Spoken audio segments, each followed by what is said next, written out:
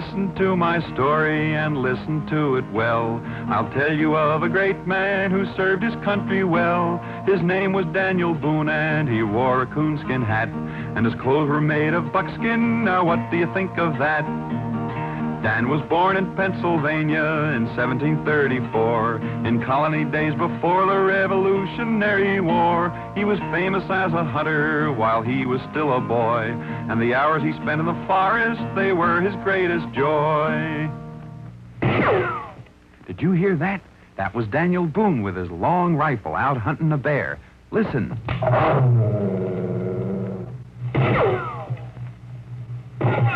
He got him. Daniel Boone shot that bear.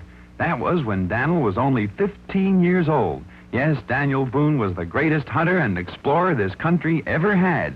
Now, sometimes Dan hunted bears. And sometimes wildcats. And other times the timber wolf.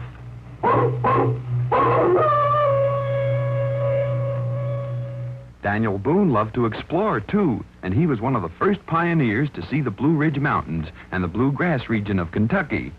Oh, Daniel knew the forest, he knew the forest well, the mountains and the rivers and where the animals dwell. He was handy with a rifle and with a hunting knife, and he loved the open spaces, the cleanest kind of life. Of course, there were other dangers in the forest in those days besides wild animals.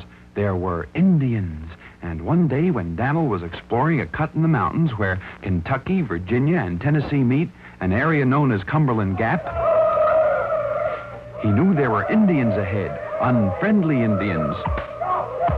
Quickly, Daniel turned around and silently he cut back on his own trail, but the Indians were behind him, too. Dan was surrounded. Dan fought like a wildcat. But the odds were just too great.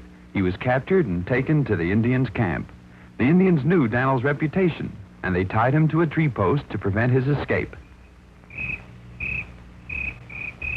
That night, when the Indians were asleep, Dan found a sharp piece of bark right back of where his hands were tied. Slowly and painfully, he rubbed the leather cord against the bark until at last he was free. Then, as quiet as a cat, he escaped.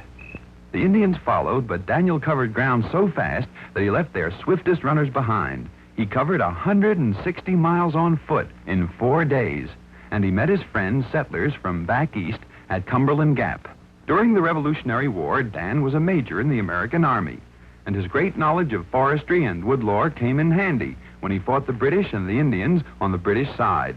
But he was friendly to many Indians because Daniel was a fair man to red men and to white, and he never used his rifle unless he had to fight.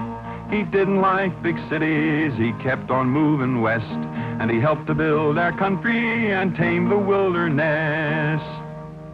When the Revolutionary War was over, Dan kept heading west until he made his final home in Missouri. There he would sit under a tree during the day, and settlers and Indians came to him with their problems, for he was a man of great justice and simple democracy. His tree became famous as Boone's Judgment Tree. Often Dan sat under it and remembered his old battles and adventures, and he would fondly dream of his hunting days when he hunted the big bear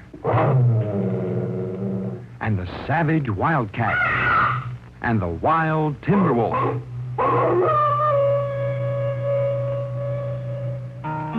And now you've heard my story, there is no more to tell. The story of Daniel Boone, who served his country well. His clothes were made of buckskin and he wore a coonskin hat. A democratic pioneer, I hope you'll remember that.